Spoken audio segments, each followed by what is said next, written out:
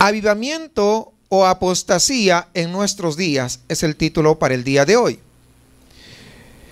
Aquí en el libro de los Hechos, en el capítulo 2, que estuvimos viendo el jueves anterior, vimos cómo vino el Espíritu Santo en y a través de los seguidores, de los discípulos del Señor. Y hemos visto este gran estruendo de su Espíritu en estos primeros 4 versículos que estudiamos anteriormente. Y ahora vamos a ver qué pasó, vamos a estudiar qué pasó después de ese avivamiento, de esa llenura del Espíritu Santo. ¿Se quedaron contentos y felices? ¿Qué sucedió?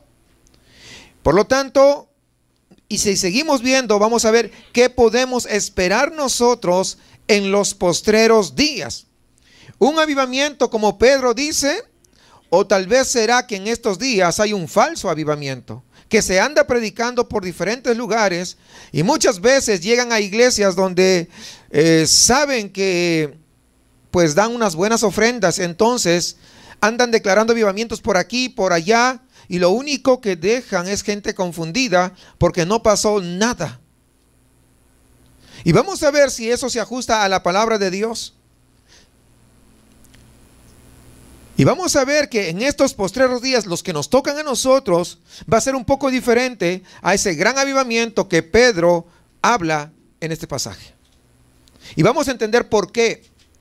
Entendiendo que la iglesia todavía no estaba constituida, ¿recordamos eso? Todavía no había sido formada la iglesia. Sin embargo, Dios está ahí dando instrucciones para la formación de la iglesia, el deseo del corazón de Dios de cómo será la iglesia.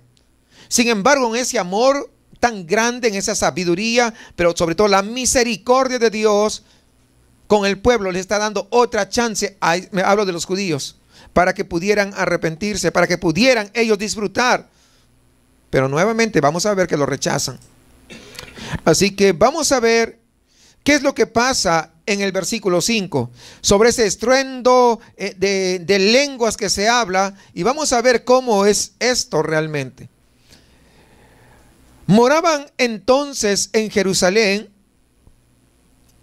versículo 5 del capítulo 2. ¿Sí estamos ahí? Moraban entonces en Jerusalén judíos, varones piadosos de todas las naciones bajo el cielo. Es decir, muchísimos, miles estaban ahí en Jerusalén. ¿Para cuál fiesta? La fiesta de Pentecostés. ¿Recuerdan ustedes? Ahora, entendiendo que la fiesta de Pentecostés no es una fiesta cristiana, sino era una fiesta propiamente de los judíos. Y que ellos eran los que celebraban la fiesta de Pentecostés. No lo celebraron con el Espíritu Santo que se manifestó. Desde antes ya los judíos celebraban, ¿qué cosa? La fiesta de Pentecostés. Porque a veces creemos o lo asociamos a que los cristianos vamos a celebrar Pentecostés. No es una fiesta de los cristianos, es una fiesta de los judíos. Y tenemos que saber, hay lecciones que se aprenden, sí, pero hay que saber qué cosa corresponden a los judíos y qué cosa corresponden a nosotros como cristianos, como la iglesia del Señor. Y de hecho, sigo versículo 6, y hecho este estruendo, se juntó la multitud y estaban confusos porque cada uno les oía hablar en su propia lengua. El estruendo de las lenguas entonces junta una multitud para oír el mensaje que Dios quiere que esa gente escuche. ¿A través de quién? De los apóstoles. Y este es el propósito de la señal en lenguas. El poder manifestar su voluntad, su poder, su autoridad. Para todos era algo desconocido, era un milagro extraordinario. Entonces, cuando escuchan hablar a ellos en su propio idioma, dicen, oye, pero si este es judío, ¿cómo habla mi idioma? ¿Cómo sabe? Entonces viene ese entendimiento que hay algo sobrenatural operando en esa vida, y eso no puede ser otra cosa que Dios mismo ahí manifestándose. Dice 1 Corintios capítulo 14 versículo 21 y 22. En la ley está escrito, en otras lenguas y con otros labios hablaré a este pueblo, y ni aún así me oirán, dice el Señor. Así que las lenguas son por señal, no a los creyentes, sino a los incrédulos, pero la profecía no a los incrédulos, sino a los creyentes. Es decir, la señal de las lenguas es para este pueblo, en este caso para Israel. Estaba citando el pasaje de Isaías. Eso, la manifestación de las lenguas no fue por consecuencia de los discípulos, sino para que los que estaban ahí, que eran incrédulos, vieran que algo sobrenatural estaba pasando y ellos también pudieran creer. Algo que nunca habían visto.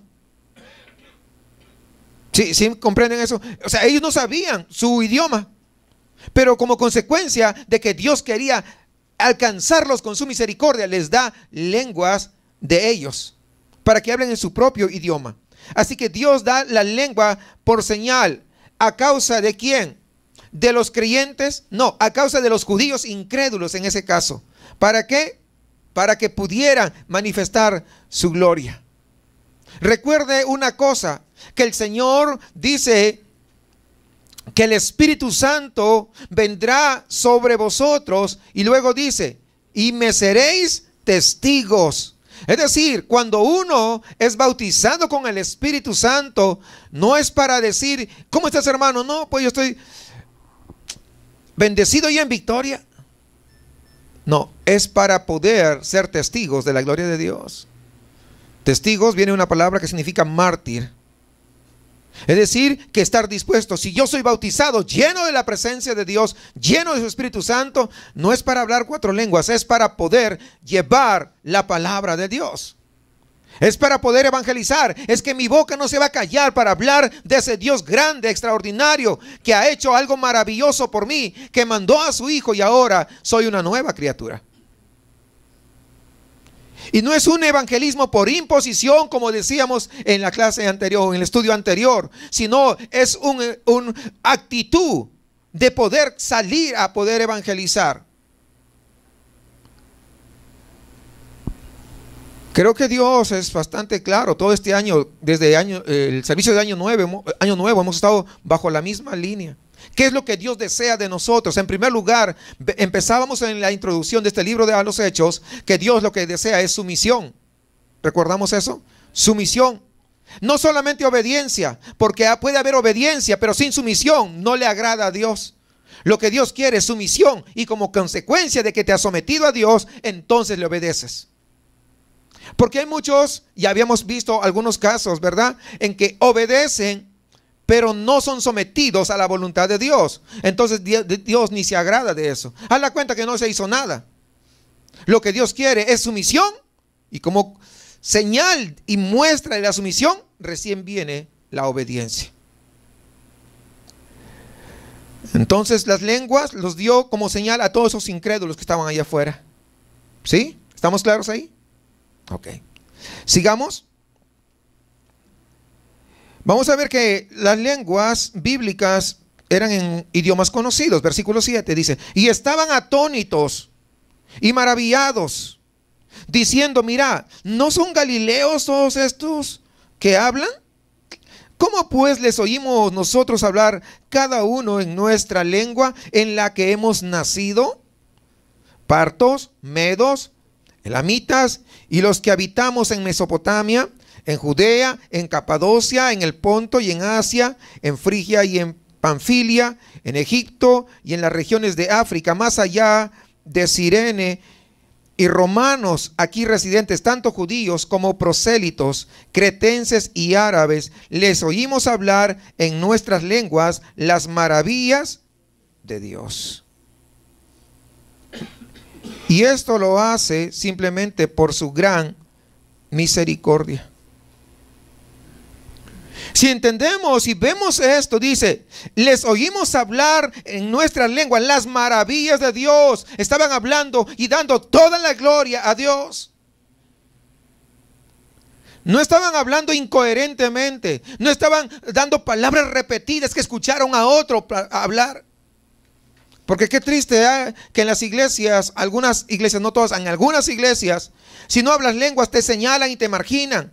Y muchos, para que no los marginen, tienen que repetir lo que la hermanita o el hermanito está diciendo. Lenguas aprendidas, mentirosas. y hasta blasfemos son, que Dios no ha mandado así. Hay lenguas, lo existen, pero tenemos que saber cómo son, para tener ese discernimiento y ese entendimiento. No vemos que nadie aquí está orando de manera incoherente.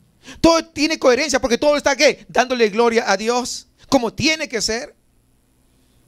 Nadie está hablando incoherencias en una congregación, uno por aquí y otro por allá, casi peleándose ahí para quién habla, alza la voz más fuerte. No, nada de eso hay. Lo único que se escucha, que todos están glorificando a Dios, dando testimonio de ese Dios extraordinario. Están hablando idiomas que otros sí lo conocen, que reconocen, pero a la vez, al estar glorificando a Dios, están evangelizándolo a ellos, para que lleguen a entender quién verdaderamente es el Dios al que están alabando. La diferencia entre las lenguas bíblicas y las lenguas que algunos practican el día de hoy es enorme entonces, y deja muchísimo que desear. Bien sabemos que el apóstol Pablo recomienda que si no hay quien interprete las lenguas, mejor que se calle. ¿Para qué estar hablando en lenguas? Sí recordamos, ¿verdad? Sigamos versículo 12. Porque la señal cumple ahí con su propósito. Dice, y estaban todos atónitos y perplejos, diciendo unos a otros, ¿qué quiere decir esto?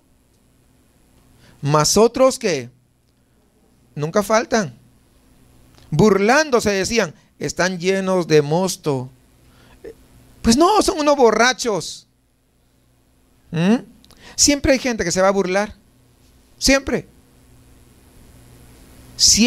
Pero ¿saben qué? Pero la señal tiene su efecto y siempre va a atraer a las multitudes, a la gente, y va a preparar a esa gente para poder escuchar el mensaje, en este caso que los apóstoles tenían para comunicarles. Es decir, que cuando tú estés predicando y alguien se burle, no, lo que tienes que entender que el Espíritu Santo va a obrar. No, por lo tanto, no tienes que callarte. Y esto es lo que hace Pedro. ¿Qué hace? Una prédica al aire libre, un evangelismo así, radical, pero al aire libre. No fue dentro de donde estaban reunidos, no fue dentro del aposento alto, fue afuera, ahí, que todo el mundo le escuche. Y luego pasamos a la explicación de Pedro, donde usa dos profecías para hacer esta exposición. Utiliza la profecía de Joel y la profecía de David. Joel, dice, el reino se acerca. Vamos a ver, ahí en versículo 14, ahí me siguen. Entonces Pedro, poniéndose en pie con los 11, cuando dice con los 11, significa que Pedro, todos estaban de acuerdo para que Pedro fuera el que predique. Era la voz de todos. Por eso que dice con los 11. No había un desacuerdo. No, es que yo mejor quiero que yo predico mejor. No, es que a mí me dio una palabra del Señor. Y comienzan, no, el Espíritu Santo siempre va a guiar a esa armonía, a esa unidad, no a las peleas, por querer figurar. Dice, alzó la voz y les habló diciendo, varones judíos y todos los que habitáis en Jerusalén, esto os sea notorio y oíd mis palabras, porque estos no están ebrios como vosotros suponéis, puesto que es la hora tercera del día, eso es las 9 de la mañana. Mas esto es lo dicho por el profeta Joel. ¿Se dan cuenta? La primera profecía. Y en los postreros días, dice Dios, derramaré de mi espíritu sobre toda carne, y vuestros hijos y vuestras hijas profetizarán. Vuestros jóvenes verán visiones, y vuestros ancianos soñarán sueños. Y de cierto sobre mis siervos y sobre mis siervas en aquellos días derramaré de mi espíritu y profetizarán.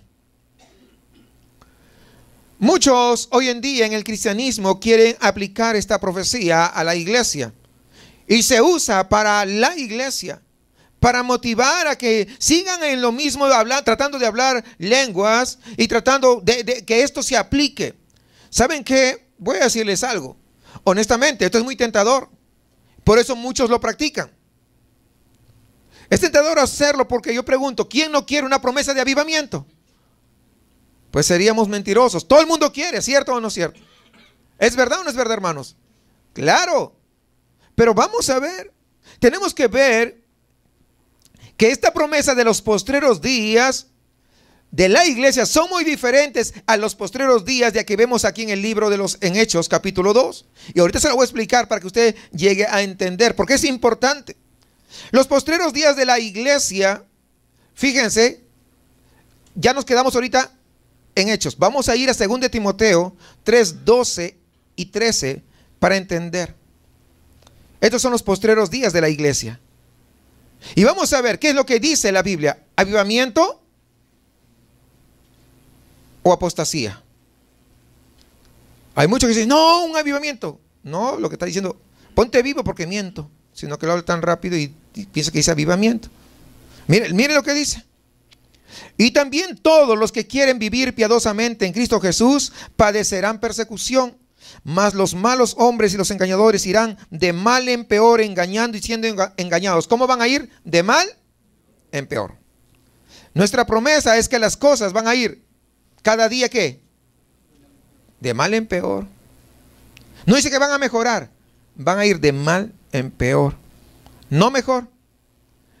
Vamos ahí en 2 de Timoteo 3, sigamos ahí, en mismo 2 de Timoteo 3, 1. Dice, también debes saber esto, que en los postreros días, ya la iglesia ya estaba ahí. En Hechos no estaba la iglesia, ¿recuerdan que no estaba todavía? ¿O ya estaba? No, pero aquí ya está hablando de la iglesia. Entonces aquí ya le habla a la iglesia. ¿Sí? ¿Estamos de acuerdo o no estamos de acuerdo? Ok, les pregunto para que ver si estamos en la misma línea y poder seguir. Acá dice, en los postreros días, ¿de quién? De la iglesia. Ahora sí, vendrán tiempos peligrosos, porque habrá hombres amadores de sí mismos, avaros, vanagloriosos, soberbios, blasfemos, desobedientes a los padres, ingratos, impíos, sin afecto natural. Ya párele, pastor. No, pues sigo. Ahí está la Biblia. Todavía sigue.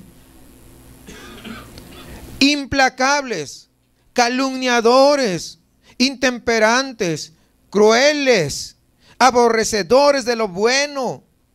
¿Por qué aborrecedores? Porque a lo malo le llaman bueno y a lo bueno le llaman malo. Por eso que aborrecen lo bueno. Traidores, impetuosos, infatuados, amadores de los deleites más que de Dios, que tendrán, ojo, tendrán, ¿qué cosa? Apariencia. Es que no son, aparentan. Ahí está, piedad, pero negarán la eficacia de ella. A estos, ¿qué dice? Evita. Si tú conoces por ahí a alguien que vive de apariencias, evítalo. Algunos quieren seguir ahí, quieren salvarlo, pues el único que salva es Cristo. Tú no lo vas a salvar. Porque de estos son los que se meten en las casas y llevan cautivas a las mujercillas cargadas de pecados, arrastradas por diversas concupiscencias. Estas siempre están aprendiendo y nunca pueden llegar al conocimiento de la verdad. Y de la manera que Jambres,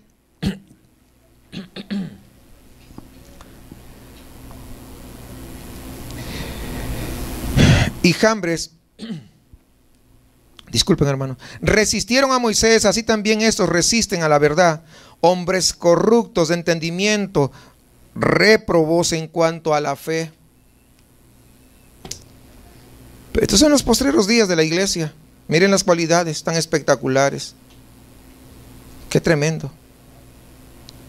Muchos falsos maestros que engañarán. ¿Pero a quiénes? A los que ignoran las escrituras. No es a todos. A los que ignoran, a los que no leen, ni siquiera leen bien la Biblia. Imagínense, si no leen, si aún leyendo, a veces así les engañan. No leyendo, peor pues. ¿Qué se puede esperar? ¿Sí? ¿Estamos bien? ¿Estamos claros? Sigamos ahí. 2 de Timoteo 4:3.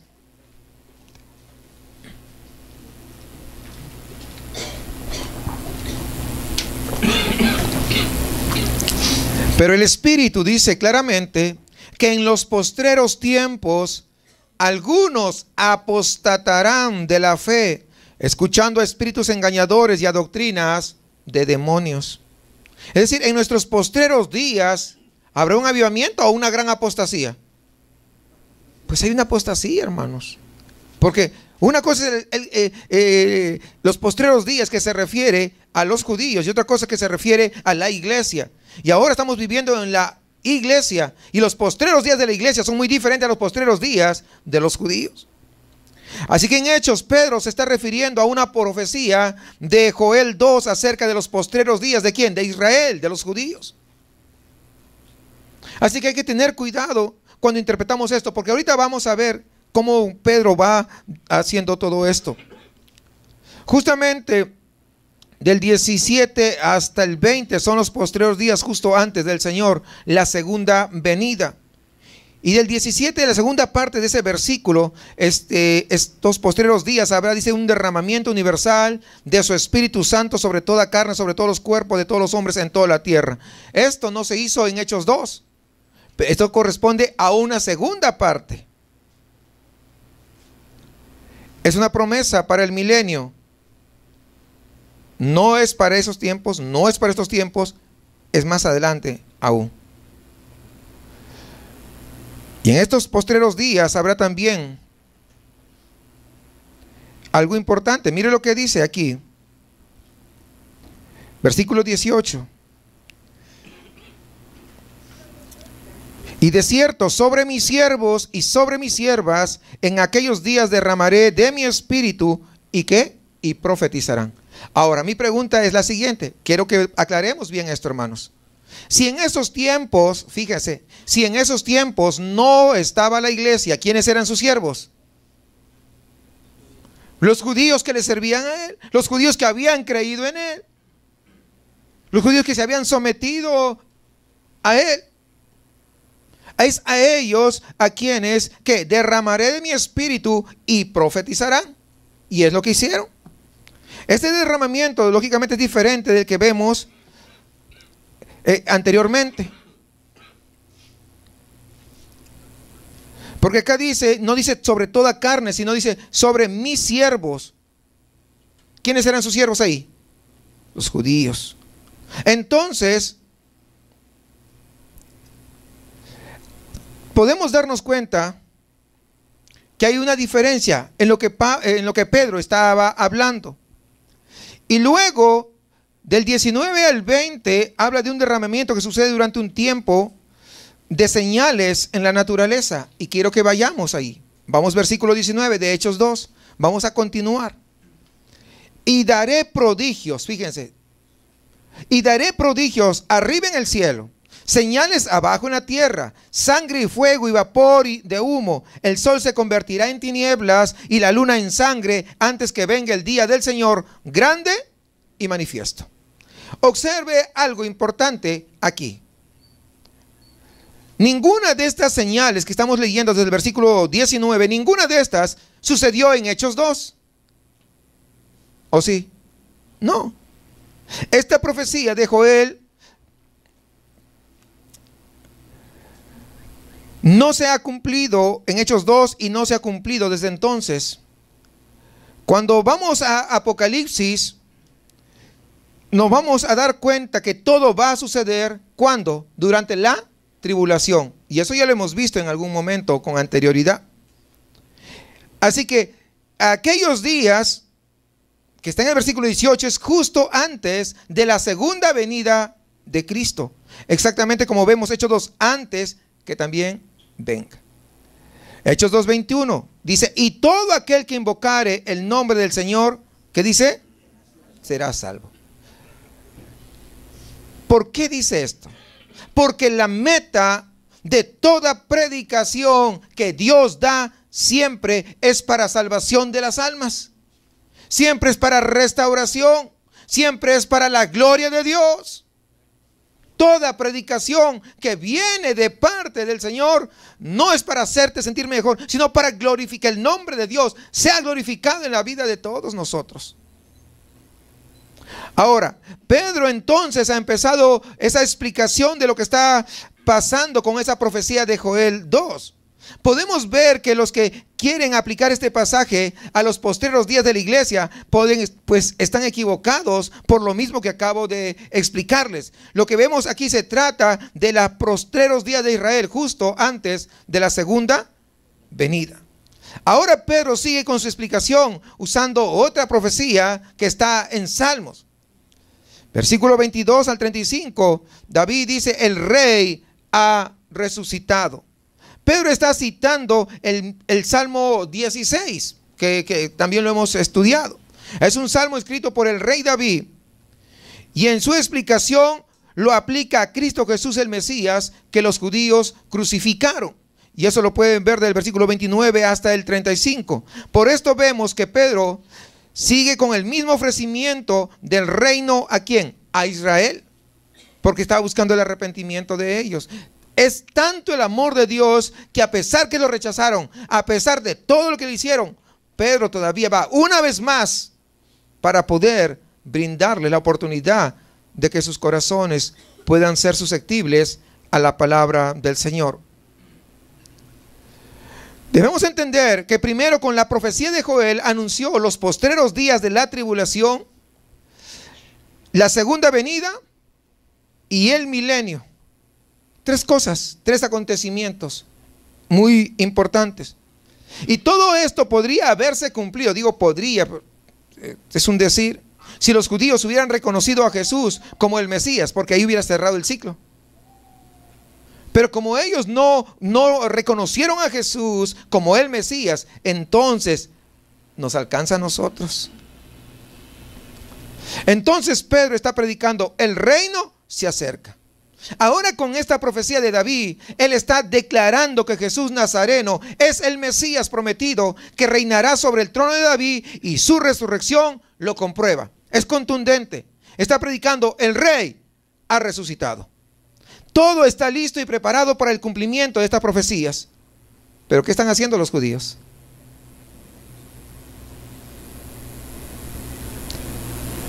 Luego, versículo 36 en adelante, hay una invitación a arrepentirse. Fíjese lo que dice, versículo 36. Sepa pues ciertísimamente toda la casa de Israel que a este Jesús, a quien vosotros crucificasteis, Dios le ha hecho Señor y Cristo. Al oír esto, se compungieron de corazón y dijeron a Pedro y a los otros apóstoles: varones hermanos, ¿qué haremos? Pedro les dijo: arrepentíos y bautícese cada uno de vosotros en el nombre de Jesucristo para perdón de los pecados, y recibiréis el don del Espíritu Santo, porque para vosotros es la promesa, y para vuestros hijos y para todos los que están lejos, para cuantos el Señor nuestro Dios llamare. Y con otras muchas palabras testificaba y les exhortaba diciendo: sed salvos de esta perversa generación. El blanco de cualquier predicación a un inconverso en cualquier dispensación es la misma: que se arrepienta, porque es la única manera de que pueda ser salvo. Sin el arrepentimiento genuino, verdadero, y poner su fe en Jesucristo, no hay salvación. Además, Pedro les predica, ¿qué cosa? El bautismo de arrepentimiento que predicó Juan el Bautista. ¿Recuerdan ustedes? Es lo que predicó. ¿Por qué? Porque estaba anunciando el mismo ofrecimiento por segunda vez. ¿Recuerdan Juan el Bautista? El reino de los cielos, ¿qué? Se ha acercado. ¿Sí recuerdan? Y ahora nuevamente Pedro, por eso está predicando ese bautismo de arrepentimiento. Aquí el bautismo no es necesario para salvación. El arrepentimiento que lleva a uno a esa fe en Cristo es lo que le salva. Y eso lo sabemos, lo tenemos bastante claro. Jesús mismo dijo que el arrepentimiento, no el bautismo de arrepentimiento, es lo que resulta en el perdón de pecados. Si no, vayamos a Lucas un momentito, 24, 46 y 47, dos versículos. Y les dijo: así está escrito, y así fue necesario que el Cristo padeciese y resucitase de los muertos al tercer día, y que se predicase en su nombre. ¿Qué cosa va a predicarse? Pues el arrepentimiento. Fíjense, está hablando el Señor. Y el perdón de pecados en todas las naciones, comenzando desde Jerusalén. Ahora consideremos a Pedro. Vamos, versículo 19 de Hechos 3. Así que arrepentíos, ¿y qué? Y convertíos, para que sean borrados vuestros pecados, para que vengan de la presencia del Señor tiempos de refrigerio. Pedro está confirmando en este siguiente discurso, llamando a los judíos ¿a qué? Al arrepentimiento, pero no menciona el bautismo. El bautismo de arrepentimiento es simplemente el fruto visible de la decisión de la gente. Cuando verdaderamente alguien se arrepintió, alguien puso su fe en Cristo, consecuentemente da ese paso de fe y ¿qué? Y se bautiza. Pero lo que salva es ese arrepentimiento genuino, no hay otra cosa. ¿Por qué? Si recordamos lo que dice Mateo 3, 8, haced pues frutos dignos ¿de qué? Claro. O sea, demuestra que te has arrepentido. ¿Cómo demostramos que verdaderamente nos hemos arrepentido? Porque ya no vivimos nosotros, sino ¿quién vive? ¿Estás seguros? Y cuando te insultan, ¿por qué eso? Ah, pues si ya moriste, no debe salir así, ¿o sí? ¿Verdad que no? ¿Nos falta morir? ¿Un poquito? Claro que sí. Morir a nuestro orgullo, a nuestro carácter, morir a nuestros prejuicios, morir a nuestros pensamientos, morir a la forma como nos criaron, incluso nuestra familia. Porque muchas cosas tenemos arraigadas así. Incluso los casados. Todavía practicamos cosas que la forma como nos criaron en la casa y queremos imponerlo en nuestro matrimonio. No, es diferente ya. ¿O no es cierto? Sí, es muy diferente. Vamos a Hechos capítulo 2, versículo 41 y 42. Así que los que recibieron su palabra fueron bautizados. ¿Quiénes fueron bautizados? Los que recibieron. ¿Qué significa recibir? Sí, pero ¿qué significa? Los que creyeron genuinamente a esa palabra. Se les predicó, lo aceptaron, creyeron que tenían que arrepentirse. ¿Cuál era el evangelio? Pues arrepiéntete, era el evangelio. Creyeron a esa palabra, se arrepintieron, entonces fueron bautizados. Y se añadieron aquel día, ¿como cuántos? ¿Como cuántos? 3,000, como 3,000. Y perseveraban en la doctrina de los apóstoles, en la comunión unos con otros, en el partimiento del pan y en las oraciones. Vea qué crecimiento. Y es con la técnica de Dios, ¿ah? Tremendo. Ese crecimiento que Dios le da a la semilla que Pedro sembró predicando. Por eso tenemos que entender que nosotros lo único que nos corresponde es ir y sembrar ¿qué cosa? La semilla. Nosotros no vamos a dar el crecimiento, es Dios el que va a dar el crecimiento. Ahora, por otro lado, quisiera que nos detengamos un momento y vayamos un poco atrás. Ahí en la Biblia, al comienzo del pacto de la ley de Moisés. Al comienzo ahí, los inicios. ¿Cuántos murieron? ¿Sabe cuántos? 3,000 también. Sí. Mire, vamos a Éxodo capítulo 32, versículo 28. Qué extraordinario. No, yo me maravillo cuando veo todas estas cosas. Miren la distancia que hay desde lo que escribió Moisés hasta este libro que escribió Lucas. Miren la cantidad de años que hay. Pero algunos dirán, ¿a poco sí? Es coincidencia. Diosidencia será, ¿no? Miren, y los hijos de Leví lo hicieron conforme al dicho de Moisés y cayeron del pueblo en aquel día. ¿Cómo? Como 3,000. Al comienzo del nuevo pacto en la sangre de Cristo, unos 3,000 recibieron ¿qué cosa? Vida. Hablo de vida eterna. Pero la ley causa muerte. ¿Por qué? Porque nadie puede guardarla por completo. Nadie. Porque una sola infracción a la ley y está condenado. Porque la paga del pecado es muerte. Pero hay vida nueva. ¿En quién? En Cristo Jesús. Cristo viene a dar vida. Miren, al comienzo de la ley, 3,000 murieron. Pero al comienzo del nuevo pacto con Cristo, 3,000 vivieron para la gloria de su nombre. ¿Por qué? La ley mata. ¿Por qué? Nadie puede cumplir la ley. Pero Cristo, en Cristo tenemos perdón, en Cristo tenemos redención, en Cristo tenemos garantía de vida eterna. Y eso es lo extraordinario. Ese es el amor de Dios.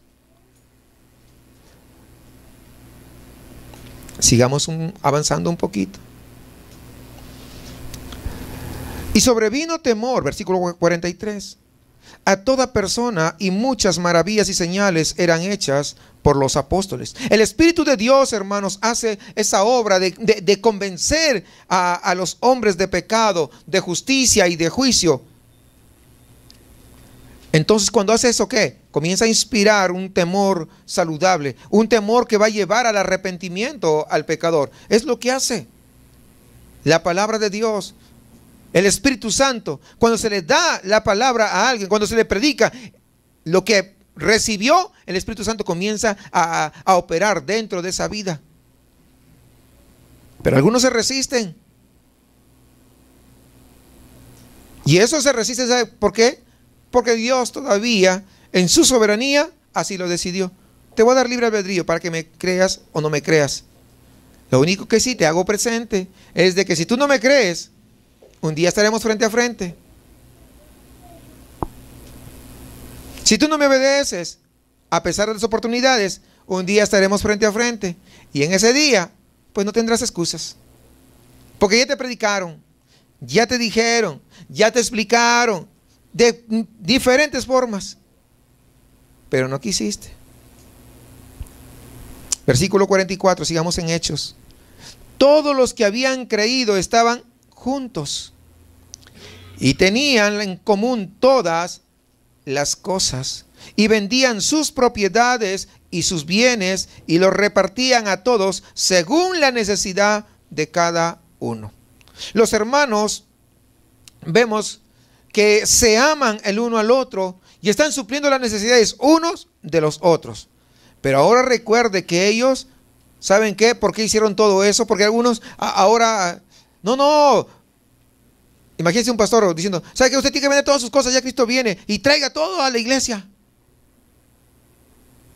Porque la Biblia dice que llevaban al templo. Pues no, hay que lo venda a él. Que dé el ejemplo. ¿No les parece? Pues sí, si el pastor va a decir eso, pues que lo venda a él, a ver. Hay que recordar algo, que ellos en su mente, ellos no esperaban un periodo muy largo para el retorno de Jesucristo. Ellos no esperaban realmente que demorara. Ellos estaban como esperando que pronto iba a venir Cristo y luego el milenio. Si no, recordemos lo que dijo el apóstol Pablo. ¿Sí? ¿Recuerdan ustedes lo que dijo? Con respecto a la segunda venida. Que los muertos resucitarán. Luego nosotros, se está incluyendo, miren. Luego nosotros, o sea, él tenía esperanza de que Cristo viniera cuando él todavía estaba vivo. Y ya pasaron casi 2000 años y no ha venido. Pero como a Dios le da lo mismo, un día es como 1000 años y 1000 años como un día, porque él no mide el tiempo como nosotros, pues para él todavía es corto. Cuando dice vengo pronto, no dice vengo de inmediato, dice vengo pronto. Y ese pronto no está supeditado al tiempo de nosotros, porque él se mide su tiempo. No es el cronos de nosotros, que se mide por segundos, por minutos, por horas, por días. No, el tiempo de él es el kairos. Y ese dista una diferencia enorme con respecto a la diferencia de nosotros. Yo lo haré en mi tiempo. Lo va a hacer. Ahora, ¿quién duda de que Cristo venga? Pues con todo lo que hemos visto, creo que nadie duda. Y viene pronto. No digo de inmediato, viene pronto. ¿Qué tanto? No lo sé. Porque dice que ni aún los ángeles del cielo saben cuándo van a hacer eso. Imagínense, yo, un pecador, voy a saber. Porque por ahí vi un video de alguien que basándose en ese versículo que no va a ocultar nada a sus ungidos, dice, no, Dios ya me reveló que viene este próximo año, el año pasado o el antepasado, no vino. Y no, es que me equivoqué yo, volvió a profetizar que iba a venir y tampoco vino. Y dije, dice que es cristiano y se parece a los testigos ya. Porque los testigos de Jehová como 6, 7 veces han fallado. Sí, Yo no lo invento, está en su misma literatura que ellos publican. O sea, nosotros no podemos especular, la Biblia es clara, que eso no lo sabe nadie. Pero lo que sí tenemos que saber, porque eso no es importante. ¿Sabe qué es lo importante? Estar preparados para ese momento, que Cristo venga. Eso es lo importante. Ahora, ¿por qué Dios en esa gran sabiduría no permitió que sepan? No dijo, va a venir el 10 de febrero del año 2015 a las 11:59. ¿Por qué no dijo eso? ¿Saben por qué no dijo? Porque estoy seguro que la gran mayoría, no, yo para qué voy a la iglesia. Pero el día 10 de febrero a las 11:58 viene y quiere arrepentirse. Mientras tanto, le interesa un cacahuate servir a Dios. Si aún no sabiendo, la gente poco le importa servir a Dios, no toma en serio las cosas de Dios, lo toma como algo más. ¿O no es cierto? ¿A poco no es cierto? Imagínense si Dios dijera la fecha. Ahora, si dijera, fíjense, el 10 de febrero a las 11:59, ¿en qué horario sería? ¿El de México? ¿El de Japón? ¿El de España? ¿Cuál? Porque tenemos horarios diferentes. De aquí con España tenemos 6 horas de diferencia. Y con Japón creo que son 8. O sea, ¿se dan cuenta? No, Dios es sabio. Ahora, la iglesia primitiva, perdón, los judíos, ellos no esperaban un espacio demasiado largo. Ellos están en expectativa de que pronto venga Cristo y establezca su reino, el milenio, porque ellos entendían esa parte. Entonces, quiero que entendamos que los hermanos ahí, cuando vendían sus casas para poder compartir con los demás, ellos no estaban estableciendo un patrón de comunismo, sino lo que pasa que ellos estaban pensando que pronto estaría en el milenio y para qué aferrarse a las cosas materiales. Por eso se desechaban todo eso. Porque una vez yo recuerdo, hablando de esto, se me vino a la mente algo que me pasó hace muchos años, en el que estaba evangelizando, y llegué por unas zonas muy aisladas a evangelizar, donde las viviendas bastante rústicas distaban mucho una de otra. Cada 300 metros había una casita, otra casa 500 metros, imagínate caminar, o sea, muy distantes. Y me encontré con una persona, y cuando comencé a predicar, no, pues yo, ya les he contado, yo era muy impulsivo, demasiado impulsivo, ¿no? Y comencé a predicarle, y ya después me dijo, sí, yo estoy de acuerdo con Jesucristo. Y además, ¿sabes qué? Jesucristo fue el primer comunista. ¡Ay, qué caray! ¿A poco sí? Sí, me dijo, fue un revolucionario. No, y después ya supe que él era de los terroristas. En ese tiempo había mucho terrorismo ahí en mi país. Entonces, imagínense, la iglesia jamás, o sea, aquí vemos este cuadro de compartir, pero lo hacían porque ellos esperaban que Cristo viniera casi de inmediato. O sea, ellos no tenían perspectiva de futuro, en ese sentido, que cuánto iba a demorar. Por eso comenzaron a desprenderse de todas las cosas. Yo recuerdo años atrás, hará unos 30 años atrás, no sé si pasó acá también, en las iglesias cristianas les decían a los muchachos, mira, tú sírvele al Señor, ven a la iglesia, métete con Dios, no necesitas estudiar. ¿Para qué estudias? Estás perdiendo tu tiempo. No estudies, no vayas a la universidad, tienes secundaria, con eso es suficiente, pero sírvele más a Dios, Cristo viene. Una mala interpretación. No sé si esto pasó acá. Pues algunos de ustedes, no sé, mi hermano, a lo mejor mi hermano Víctor, hasta, no sé, él tiene un tiempo considerable en las cosas del Señor, también, no sé si pasó esto, pero eso pasó mucho. Entonces, ¿qué sucedió? De que mucha gente no estudiaba. No, yo voy a servir a Dios. No, pues hay que servir a Dios. Pero si tienes la oportunidad de estudiar, estudia, prepárate y sírvele mejor todavía al Señor. ¿Por qué? Porque mire, la verdad es que cuando uno no se prepara, o sea, cuando va a hablar con un ingeniero, un catedrático, un licenciado, tiene ese temor de cómo hablarle. Ay, licenciado, fíjese, como que, imagínate, si vas a hablar de Cristo, menos. Por eso que Dios también utiliza a los que son profesionales que tiene un corazón para Dios. O sea, le hablan de tú a tú. ¿Sí me entiende? Entonces por eso, o sea, una mala perspectiva, un mal entendimiento. No, que Cristo ya viene, y comenzó todo un movimiento. Ya Cristo viene, ya desechen sus cosas, vamos. Pues no, una generación se quedó sin estudiar prácticamente.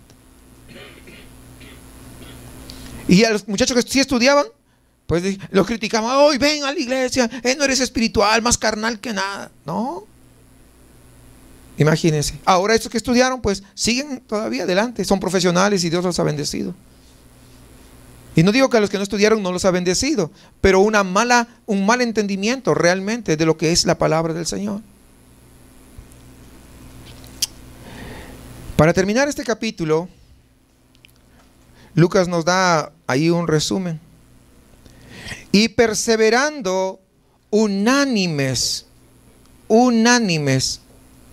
cada día. ¿Cómo era? Cada día. Es decir, todos los días.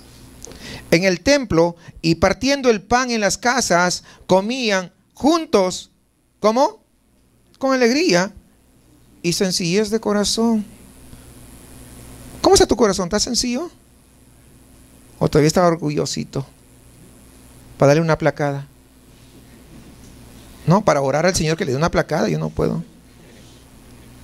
Con sencillez de corazón, alabando a Dios y teniendo favor con todo el pueblo. Y el Señor, ¿qué dice? Añadía cada día a la iglesia los que habían de ser salvos. La comunión de unos con otros, no los pleitos. La comunión de unos con otros, la sencillez de corazón. La sencillez de corazón te lleva a reconocer cuando fallas. La sencillez de corazón te lleva a reconocer cuando has pecado contra el hermano o la hermana. La sencillez de corazón te lleva a reconocer tus fallas. La sencillez de corazón es lo que realmente te va a llevar a un verdadero arrepentimiento y como consecuencia de eso el perdón de tus pecados. La sencillez de corazón, no la altivez. Porque muchas veces dejamos más llevarnos por la altivez de nuestro corazón que por la sencillez del mismo. Pero la altivez de corazón nunca ha dado buenos dividendos a nuestra vida. Jamás ha sido beneficioso para el ser humano. Al altivo, Dios lo mira como de lejos.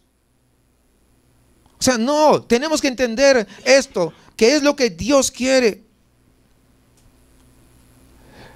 Lucas tiene una particularidad cuando él escribe, es casi una costumbre de él. Cada determinado espacio pone como un resumen de lo que está pasando, y es lo que está haciendo ahí. Y aquí podemos ver que los creyentes aquí en Jerusalén tienen un buen testimonio delante de los hombres, pero también delante de Dios. Pero sobre todo, ¿saben qué? Todo lo demás que podríamos aprender de ese pasaje, y que quisiera destacar una frase acá en esta última oración, es cada día. La sencillez de corazón era todos los días. El buen testimonio era todos los días. Vivían para la gloria de Dios todos los días.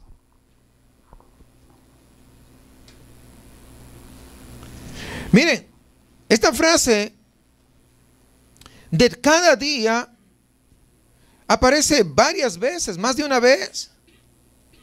Y entonces, si reconocemos que es algo importante de estar permanentemente cada día viviendo así, y la pregunta que prácticamente se cae ya así de madura como la fruta es: ¿qué estás haciendo cada día? ¿Estás viviendo para la gloria de Dios? ¿Estás viviendo semejante a estos primeros creyentes, o tu vida es diferente? ¿O tendríamos que corregir algo porque todos los días no estás así viviendo? Estos creyentes estaban evangelizando intencionalmente cada día, y por eso el Señor añadía cada día los que habían de ser salvos. ¿Cómo se evangelizaba? Intencionalmente. Que eso tiene que haber en el corazón, y eso se les expliqué lo que significa evangelizar intencionalmente. No es porque alguien te está puchando para ir a evangelizar. Es porque tú estás agradecido con Dios y quieres que otras personas no se vayan camino al infierno. Si tú sabes que hay un incendio, tú no vas y dices, por favorcito, mira, hay un incendio, no te vayas, no te metas. No, tú vas corriendo desesperado al ver que estás subiendo las escaleras y va a haber una explosión y va a haber muerte. Tú vas desesperado, lo agarras aunque sea de los pelos. ¿O no es cierto? Sí. Y te lo sacas. ¿Por qué? Porque sabes que ahí va a explotar. ¿Usted se imagina que un edificio esté ahí lleno de tanques de gas, de combustible y de químicos y comience un incendio? Y usted sepa que un amigo suyo está ahí entrando, justo está entrando por la puerta, no se dio cuenta, está distraído. Y está entrando, no sabe lo que hay allá. Pero usted sí sabe qué está pasando allá. Escuchó las noticias. Pero por el frente se ve muy bonito, pero en la parte de atrás es que está todo a punto de detonar. Es una bomba de tiempo. ¿Usted qué hace si sabe? Y usted está allá. Usted pues que se amole él. Contra que yo estoy acá bien seguro, estoy salvo. Me quedo acá en mi casa, salvo. ¿Hacemos eso? ¿Y si es un familiar suyo, qué tal? ¿Qué hace?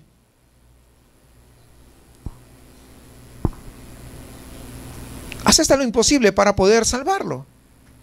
¿O no? Claro. ¿Y lo hace qué? Intencionalmente, ¿o no? No lo hace porque alguien lo empuchó. Alguien dijo, ay, mira, ándale, anda para allá. ¿Es cierto o no es cierto? Pero entonces, como sabiendo que hay gente alrededor nuestra que está camino al infierno, a veces no hacemos nada.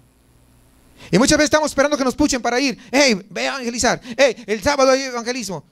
Y el hecho que hay varias formas de evangelizar. Pero siempre tiene que ser intencional. No esperar que nadie te empuje a hacerlo. Tiene que salir del profundo de tu corazón. Es la única manera que Dios seguirá añadiendo más miembros a la iglesia como ha prometido. El evangelismo, hermanos, entonces tiene que convertirse en nuestra prioridad principal.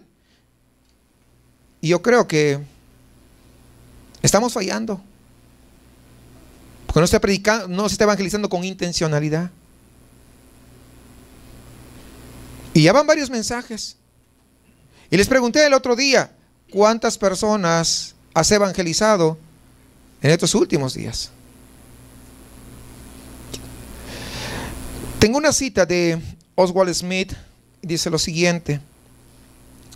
Me gustaría leerla. Oh, mis amigos, estamos agobiados con incontables actividades en la iglesia. Mientras que la verdadera obra de la iglesia, la de evangelizar y ganar a los perdidos, está casi completamente abandonada. ¿A evangelizar? No, porque vaya el grupo de evangelismo. Cuando alguien piensa así, sabe que está siendo egoísta. Cuando usted piense así, recuerde que gente en ese momento está yendo camino al infierno, que podría ser su hijo o su hija, su padre o su madre, su hermano. Pero no solamente evangelícelos a ellos, piensen en eso para que se dé cuenta que podría ser el siguiente. Y comience a evangelizar con intencionalidad. Hechos 2 podría presentarnos, hermanos, muchos problemas doctrinales si no lo tomamos en el debido contexto. Hay que recordar que en este capítulo Dios todavía no ha revelado la doctrina de la iglesia. Todavía sigue ofreciendo el reino a Israel. Por esto queremos que tengamos algo de entendimiento, que no se aplica como está así. Sin embargo, hay algunas aplicaciones personales. Y claro que toda la Biblia siempre tiene algunas aplicaciones personales. Y nuestra aplicación el día de hoy, de lo que acabamos de ver, es: no espere un gran avivamiento en los postreros días de la iglesia, porque lo que se levanta es una gran apostasía. Cuidado con eso. Ahora, las promesas de un avivamiento aquí en Hechos 2 viene de una profecía de Joel, como ya se lo expliqué, y es para Israel durante los postreros días, justo antes de la segunda venida y el milenio. La promesa para nosotros en cuanto a los postreros días de la iglesia es bastante diferente. ¿Qué cosa es? Una gran apostasía. Ahora, Pero esto que no lo lleve a desanimarse, a usted, como ver apostasía, ¿para qué voy a evangelizar? Pues evangeliza más. Tienes oportunidad de evangelizar a los que no conocen de Dios, pero también a aquellos que van a una iglesia, pero que no están siendo bien instruidos en la palabra. Ahora, el hecho que se levante una apostasía, el hecho que se levante muchas iglesias tibias, mediocres, no significa que nosotros participemos también de la mediocridad de nuestros días, del evangelio mediocre que se está predicando y light, que da vergüenza. No es el evangelio del cual Pablo dijo, porque no me avergüenzo del evangelio, porque es poder de Dios. Qué diferente es el evangelio. Pero ¿sabe qué? Quiero llamarles a algo importante. Nosotros, si bien es cierto, no va a haber un avivamiento general, pero sí podemos experimentar un avivamiento personal si nosotros queremos. Para lo cual quiero hacerles recordar ahí en Apocalipsis capítulo 3, versículo 14 a 17, donde habla de la última iglesia que se menciona en la Biblia, y es un cuadro de la última iglesia antes del arrebatamiento. Estamos hablando de la iglesia de la Odisea. Quisiera leerlo para que usted entienda. Mire, la figura, aunque ya lo hemos estudiado, quiero hacerle recordar.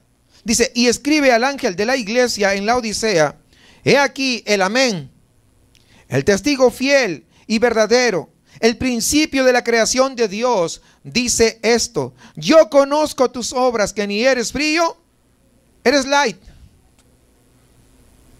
¿Conoce iglesias light? Muchas. Bueno, pues no lo ve la característica, ahí está. Ojalá fueses frío o caliente, pero por cuanto eres un tibio y no frío ni caliente, te vomitaré de mi boca. Porque tú dices, yo soy rico, o sea, te crees mucho. Yo soy rico, mi iglesia es grande, mi iglesia tiene esto y aquello, y es para la gloria de Dios, cuando sabes muy bien que es para la gloria del hombre. Han hecho todas las cosas para que el hombre se sienta más confortable, más atraído a poder, dice, adorar a Dios. Imagínense Moisés en medio del desierto y una zarza por ahí. ¿Qué lugar de lujo? ¿Era de lujo? Pues claro que no. Pero ahí estaba la presencia del Señor. O sea, no estoy en contra de que se haga algo y se levante para poder adorar a Dios, pero tenemos que hacerlo con las intenciones correctas.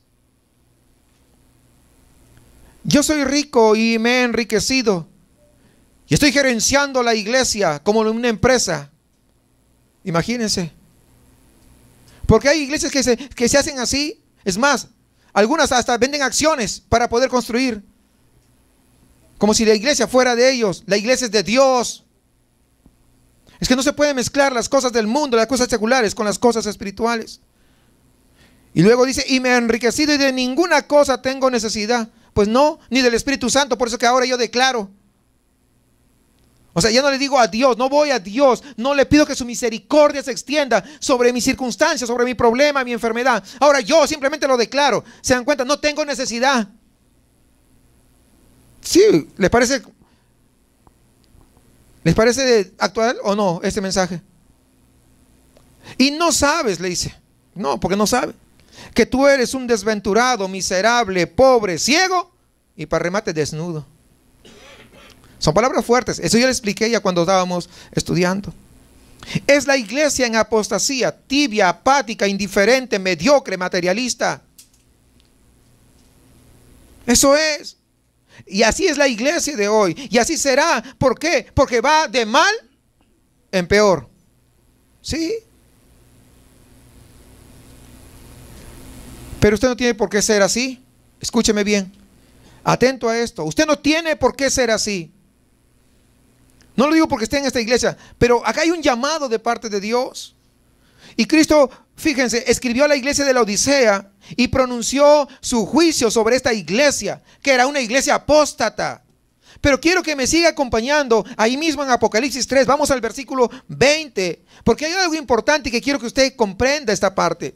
Dice, he aquí, yo estoy a la puerta y llamo. Y ahora viene, ¿quién dice? Si alguno, es decir, está hablando de manera ¿qué? Individual.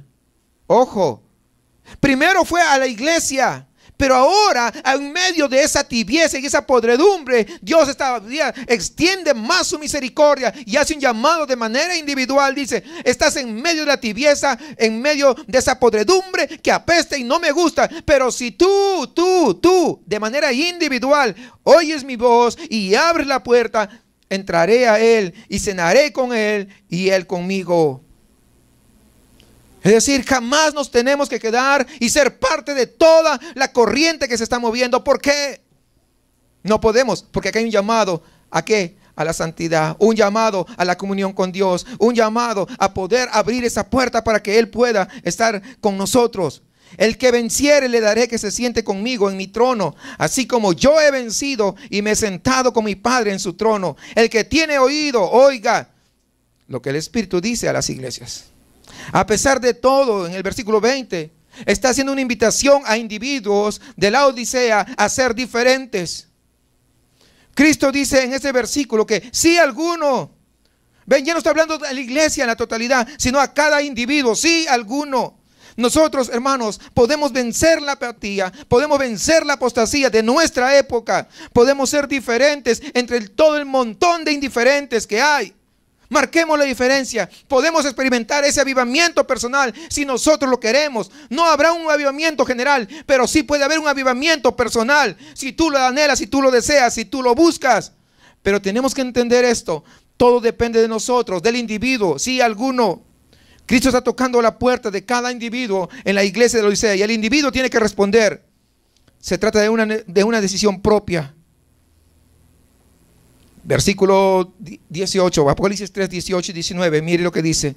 Por tanto, o sea, consecuentemente, después de todo lo que dijo antes, yo te aconsejo que de mí compres oro refinado en fuego, para que seas verdaderamente rico, y vestiduras blancas para vestirte, y que no se descubra la vergüenza de tu desnudez, y unge tus ojos con colirio para que veas.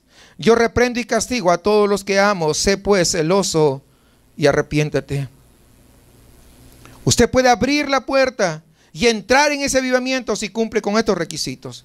Tiene que comprar el oro refinado. Y el oro refinado en la Biblia es un cuadro de pagar el precio para conocer a Dios. El oro en la Biblia es un cuadro de la deidad de Dios. Comprar es llegar a ese conocimiento de Dios. Uno paga el precio por este oro, haciendo ese esfuerzo para conocer a Dios mediante su palabra, mediante su escritura, escudriñándola, pero también de rodillas. Tiene que comprar las vestiduras blancas, y para pagar el precio para una vida que blancas, de que las vestiduras blancas son un cuadro de santidad. Porque sin santidad nadie verá a Dios.